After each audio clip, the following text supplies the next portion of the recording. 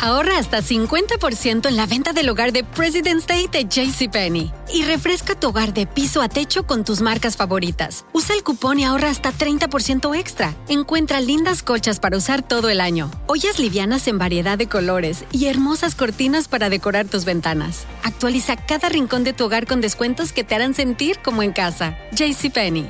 Vale la pena. Ofertas válidas hasta el 23 de febrero en selección de estilos. Aplican algunas exclusiones. Detalles en la tienda jcp.com. Other shows we have for you to enjoy at myclassicradio.net. The Avengers was most certainly not a household name in South Africa prior to the radio series. With no national television service until 1976, the mechanism simply was not present in the country to show television programs to mass audiences. While many other countries reveled in the filmed adventures of John Steed and company, South Africa was not equipped to join in the fun. The series took Britain by storm and made a major impression in the American markets, being the greatest of rarities, a British series given a network transmission slot. However, as a filmed series, rather than a videotaped one, The Avengers was able to gain a modicum of exposure in South Africa through film rentals. Come and listen at myclassicradio.net.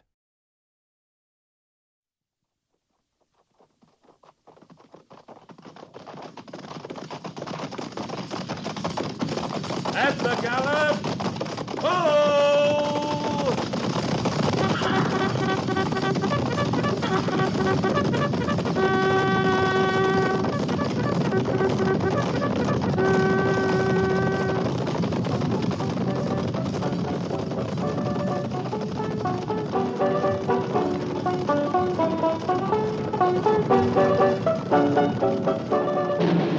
Fort Laramie.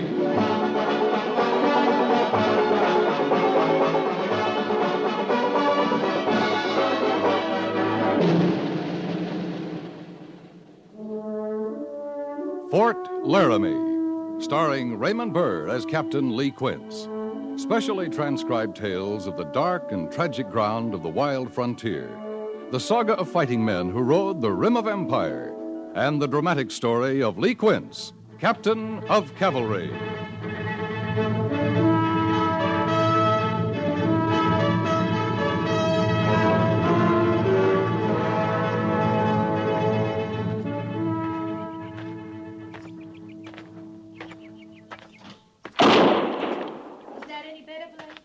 You're still pulling your wrist back. Now, here, watch me again. And I see this. If you just squeeze the trigger and hold steady on your target, your wrist won't fly around so. But I'm not a cavalry lieutenant. I'm just his wife. Oh, I know. Oh, my. I didn't know anyone else was watching. Captain Quince. As you were, Lieutenant. Thank you, sir. This is my wife, Hester. It's Captain Quince, honey. Ma'am? How do you do, Captain? Hess she don't take to a pistol, but I'm learning her all I can. It's slow going. Teaching, Blade. Teaching, not learning. Teaching. I was a schoolmarm back home, Captain. And I must say, Blade doesn't take to words any better than I take to a pistol. Well, then you're both teaching, not learning. Well, that's just it. Just it. I try to tell her maybe she's got more need for a pistol out here for when words don't matter. Well, I just don't see the need, Captain. Well, that's too bad. Seeing it or not, there's need. Now, you mean to tell me that your wife knows about pistols and rifles and riding horses and all kinds of menfolk carryings on? I should have warned you, Captain. My Hess, she riles easy. Well, I'm not riled, Bladestock. I'm asking, that's all. If I had a wife, ma'am, she'd know all I know about living out here.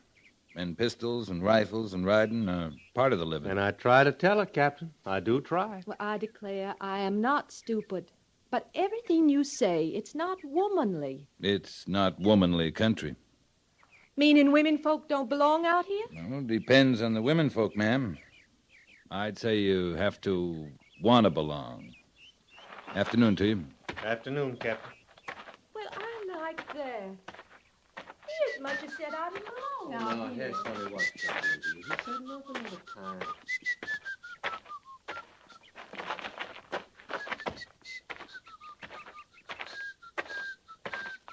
Not by the mane, ma'am. You just can't get nowhere from no horse hanging onto his mane that way. I've got to hang on to something. Well, but... You just don't ride side saddle, Sergeant. Now, that's a fact.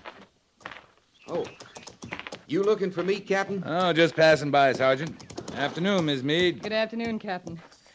Guess I'm quite a spectacle, aren't I? Oh, you look fine, ma'am. I'd like to believe that. I don't know who's getting the worst of it, the horse or me or Sergeant Gorse. Seems to me you're all bearing up well. The captain's a sight better teaching women folk to ride than I am, Mrs. Meade. I tell you the truth, I'm no hand at this side saddle business. I got business with the major myself, or I'd sure... Or you'd sure think of some other reason to be moving out, wouldn't you, Captain? Well, yes, ma'am, I guess it would. I don't blame you, either of you. And, Sergeant, if you can find some unsuspecting trooper and pass this duty on to him, you have my leave. And I won't be the least bit offended. Oh, no, ma'am. Thanks just the same. You understand, it ain't you, Mrs. Meade. You're just as willing as can be. It's just my petticoats, that's what it is. Well, now, ma'am... I guess the major will wonder what's become of me. Now I've embarrassed you. Oh, help me down, Captain, before I break the post morale completely. Yes, ma'am. Thank you, Captain. Don't mention it. You dropped something there, ma'am. Not a petticoat, I hope. This pistol, Miss Meade. Oh, thank you, Captain. You always carry it? Oh, Jim would scalp me if I didn't. And he should. I know. And I'm a good shot, too. Miss Meade, have you met up with Mrs. Stalker yet? Mrs. Stalker? Oh, Blade Stalker's wife. Yes, you know her? Well, just to speak to at the Sutlers. I don't really know her. She and the lieutenant moved onto the post just last week. If you ever do get to know her, you might show her you carry a pistol. And tell her why. She doesn't know why? Well, Blade's doing his best, but she don't see the need. I'll make it a point, Captain, but I can't understand Blade. He was at Fort Phil Kearny with us. Under Fetterman? I thought she was there, too, but maybe not, though. Because the women at Kearny saw the need. Fast.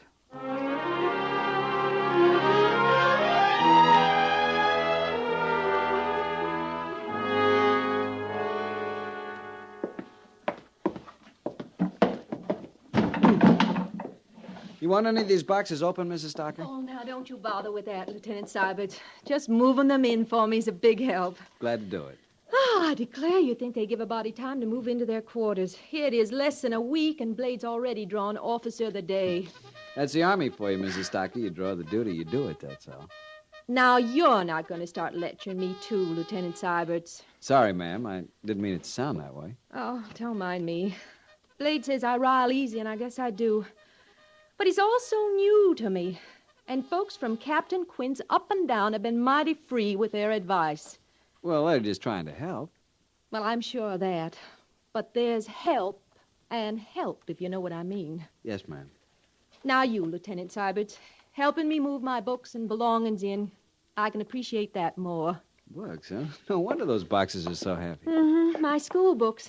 I taught the grades back home before I married Blade. Teaching was my whole life, till him. I tell you, I couldn't leave my books behind me. I just couldn't. I can understand that. You can't? Yes, ma'am. I brought a lot of books out myself from West Point. I attended the military academy. My goodness, a real West Pointer. I declare. Mrs. Stalker, are there any more boxes of yours out there on the wagon? Well, not exactly. I mean, not on the wagon. But there are more boxes somewhere. Can you forgive me, Lieutenant Seibert? They're clear down at the post office. Now, I know you don't have the time to go all that way. I'll be glad to, ma'am. Well, I'll be more than grateful. I'll make the nicest cherry tarts, Lieutenant. I'll see you get some soon. I'd like that, ma'am. I won't be long.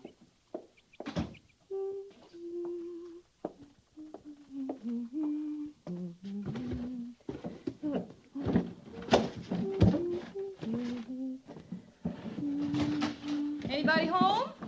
Oh, well, yes. Well, come in, won't you? I'm Liz Meade, 2 doors down. Well, I've seen you at the Sutlers, haven't I? Yes. Oh, I'm Hess Stalker. I know. Is it all right to sit on one of these boxes? Well, I'm afraid they're all I have to offer right now. I feel like I know you.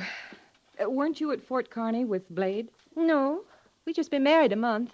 I've never been anywhere with Blade but here. Oh? Well, my husband knew Blade better than I did, but there's sort of a link between anyone who served there. Fort Kearny?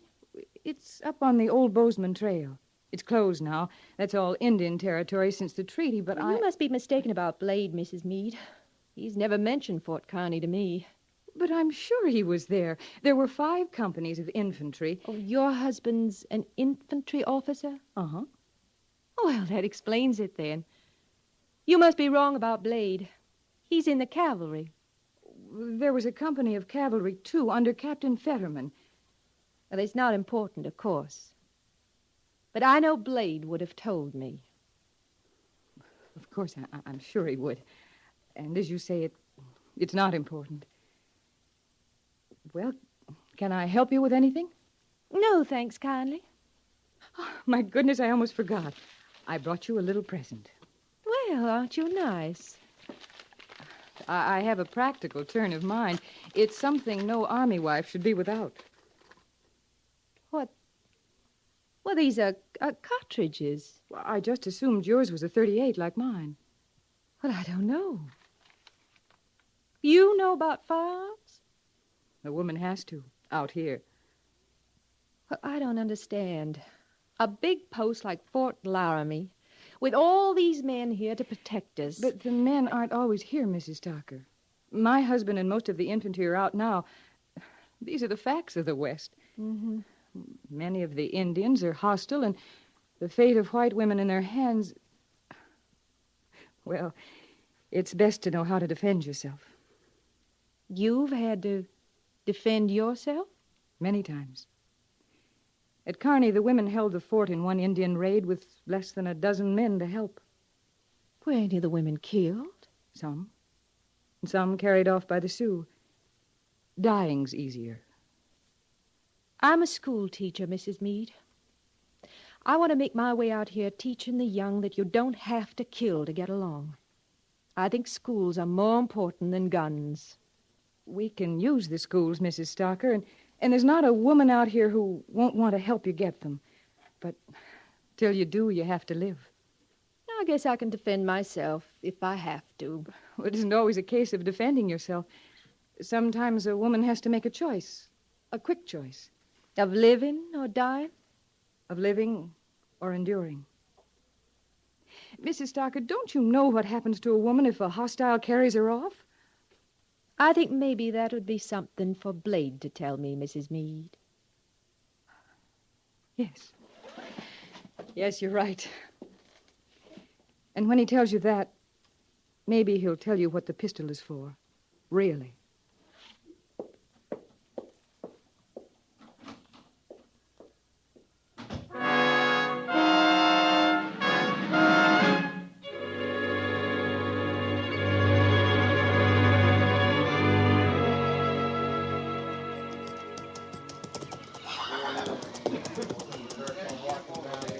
Can I talk to you a minute, Captain? Sure. Well, what's on your mind? Well, Captain, maybe just off the side here. It's kind of personal, sir. All right.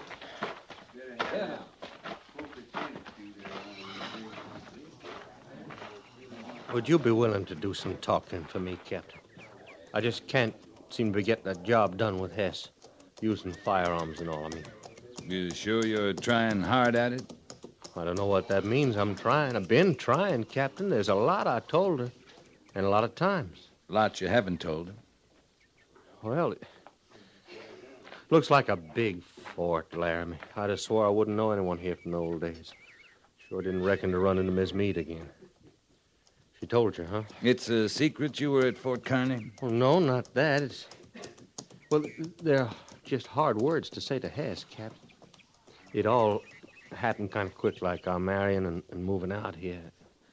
I know Miss Meade didn't aim to, but she sure didn't do me no good bringing up Kearny to Hess. Miss Meade didn't get very far with your wife, and I can't talk to her about Fort Kearny. I wasn't there. But we only been married a month. We don't even know each other right good yet. Now, well, how are you going to say to a brand new bride that she ain't the first? I mean, you was married before. I don't know that. But you're the one to tell her, if she's told. Blade, what's the matter with you? There's a lot, I guess. First you say, will I talk to your wife about her need for a pistol? Then you drag Fort Kearney into it. Now you're talking about you were married before. Well, don't you see, Captain, they're all the same thing in a way. It don't come easy to give Hess a pistol and tell her to use it on herself if it looks like she's going to get took by Indians. Captain, I've done it before at Kearney. And that wife had to use that pistol on herself. I didn't know that, Blade. I don't think Mrs. Meade knew it either. I'm sorry. No, Captain. No. Sorry's no matter. It's not your fault. Captain, can't you see? I done it once. And it don't set well the second time. It just might could go hard with a man. You ever said it all out this way before, Blade? No, sir, not out loud. You might feel some better. Now it's said. Yeah, I reckon I might. Obliged to you for listening anyways, Captain. Blade. Sir? You'll want to say something to her tonight. Tonight? We're moving out tomorrow.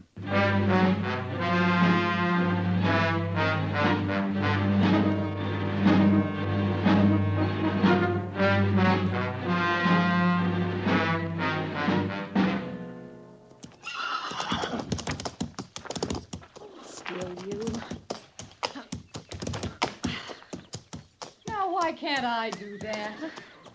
Oh, Mrs. Meade. Do what? Mount like that. I'll bet you wear fewer petticoats than I do. Might be I do. Sergeant Gorse says you ride beautifully. I know some about horses. Well, I'm learning. Mind if I ride with you this morning? Oh, I'm going quite a way. That is, I have some business to tend to. All right. I just thought with Blade gone a week now, you might be wanting some company. I hope you're carrying your pistol. I'm carrying it. That's good. Well, have a nice ride. I expect to, Mrs. Meade. I'm going over to the Indian Agency. Talk to the agent about setting up a school. You're not riding to the agency alone. Now, don't start telling me the agency Indians are hostiles. Blade told me different. But it's 10 miles from Fort Laramie, and you don't know what you'll run into between here and there. I reckon I can take care of myself. After all, Mrs. Meade, I'm carrying the pistol. Not that I'll have a minute's need for it. Hut!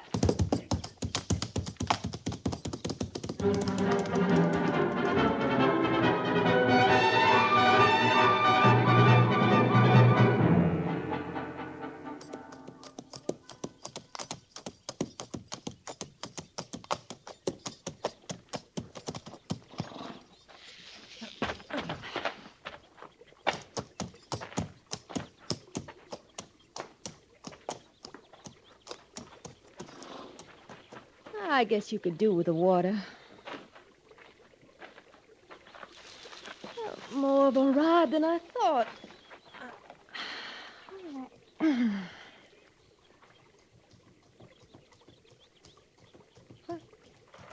no. Miss Docker? Miss Docker, are you all right? I'm fine, but for you coming on me this way. Do you know how near I came to firing on you? I've been trying to get within earshot of you all the way from the fort.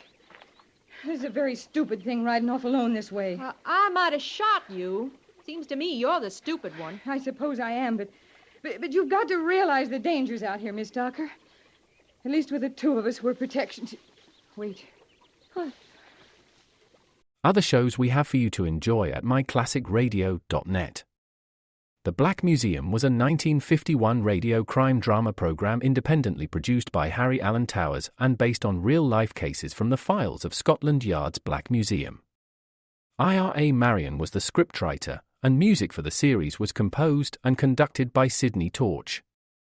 Although often mistakenly cited as being produced for the BBC, the series was produced and syndicated commercially by Towers throughout the English-speaking world.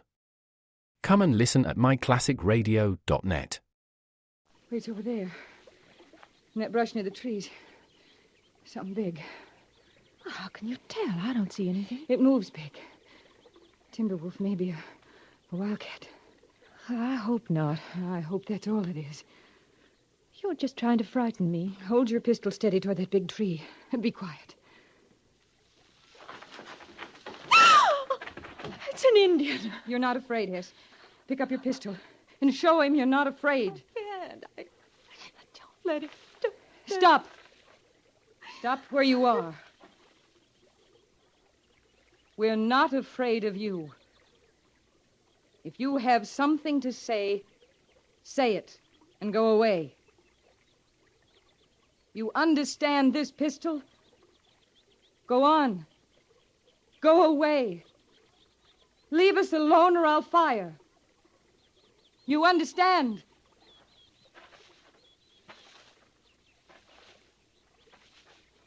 What's he going to do? One more step, and I'll fire.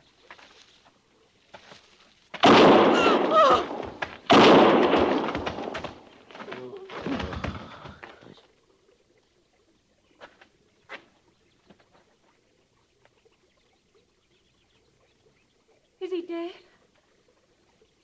Did you kill him? He's dead. He'd have killed me. If it hadn't been for you, he'd have killed me. No, he wouldn't, Hess. Not for a long time. Let's go home.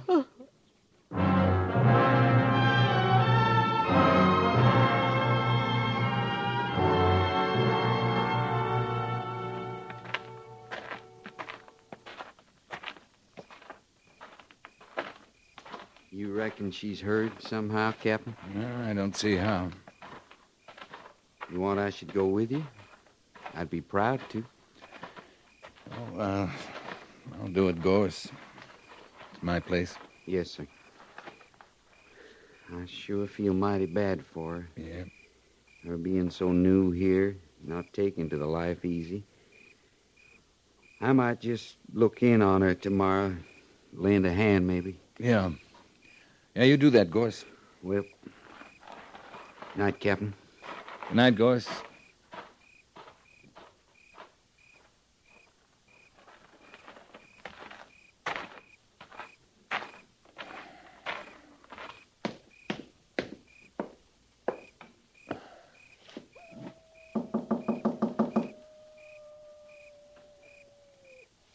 Miss Darker?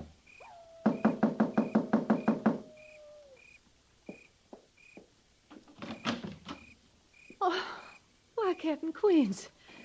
You're about the last person I expected to see. Oh, is Blade with you? Can I come in, ma'am? Oh, well, of course you can. Please come in. I don't know where my manners are. I guess it was seeing you, and if it was anyone, I thought it would be Blade. You want to sit down, Miss Darker? You've come about Blade, haven't you? Something's happened to Blade. He's dead. He's dead? Sometimes it's better hearing it right out. You want to sit down now, ma'am? Yes. Yes, I think I do. Would you like a drink of something, or do you want to hear about it? I want to hear. It happened quick, Miss Darker, and if it's got to happen, it's best quick. He didn't know? He didn't suffer? Oh, ma'am, one shot, clean, that did it. I don't know what it'd mean, but Blade would want it just that way. I guess he would. Captain, we didn't even know each other yet. There hasn't been time. Yeah, he said that, too. That night before he left, he kept trying to tell me something. He'd try, and then he'd fret a while, and then he'd try again. Finally, he just threw that blame pistol on the dresser, and he said to me, "Take it, Hess, honey. Know how much I love you." That's the last words he said to me. I think he was trying to tell me something, Captain. I think he told you something, ma'am. Know how much I love you. Oh, Blade. Blade, honey. Miss Tucker, if I can do anything... You can go. Leave me be now. I want it that way for now. You'll be all right alone? I gotta find that out for myself, Captain. Yes, ma'am. I'm right sorry, Miss Tucker. Captain? Yes? You brought him back, did you? Back to the fort? We brought him back. I'm glad. Night, Miss Tucker.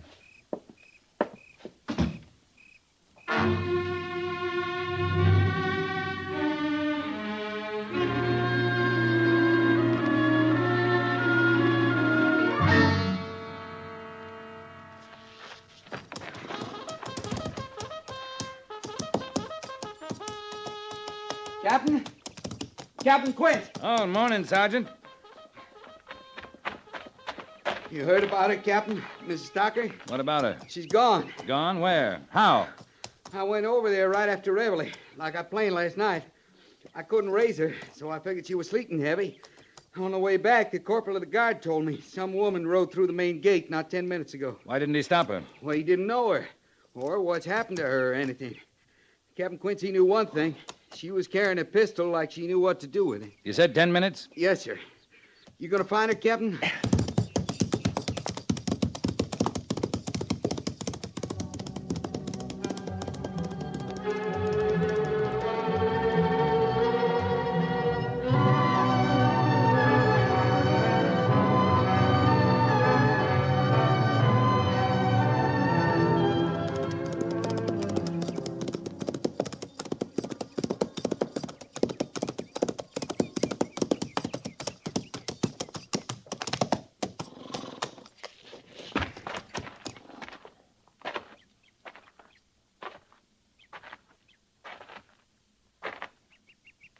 Ma'am?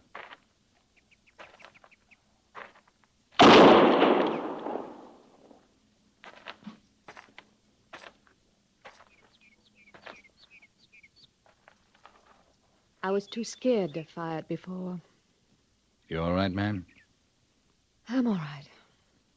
I aimed to use it, Captain. Turn it on myself. I was too scared to do that, too. No need for that.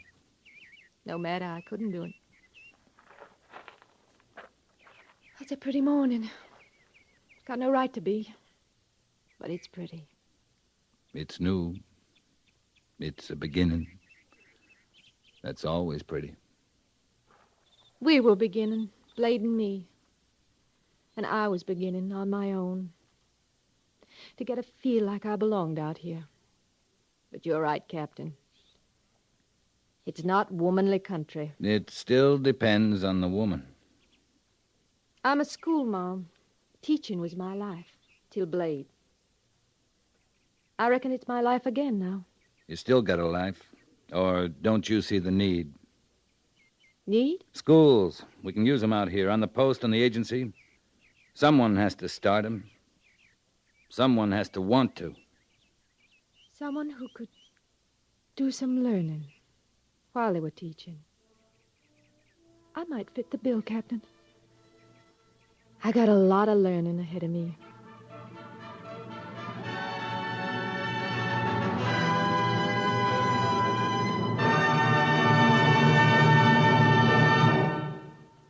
Fort Laramie is produced and directed by Norman MacDonald and stars Raymond Burr as Lee Quince, Captain of Cavalry, with Vic Perrin as Sergeant Gorse.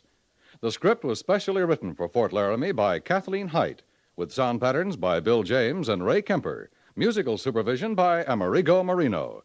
Featured in the cast were Harry Bartell as Lieutenant Seiberts, with Gene Bates, Lynn Allen, and Lawrence Dobkin.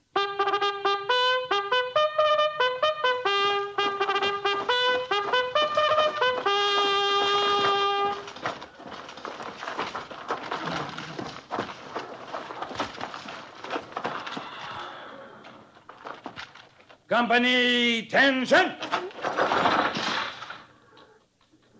Dismiss.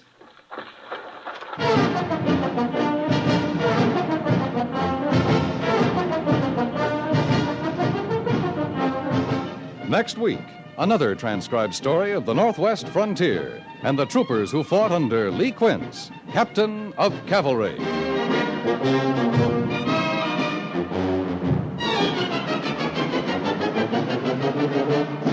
Each of us has an important part to play in defending our own locality as well as our country as a whole. If Los Angeles, Chicago, or Cincinnati is bombed, it will directly affect every farmer in North Dakota or miner in Kentucky. Won't you give a few hours of each week as a ground observer or a worker in a filter center to help your country? Become a Ground Observer Corps volunteer in your community. Write or telephone your nearest Civil Defense Center or write to Ground Observer Corps, Air Force, Washington, D.C.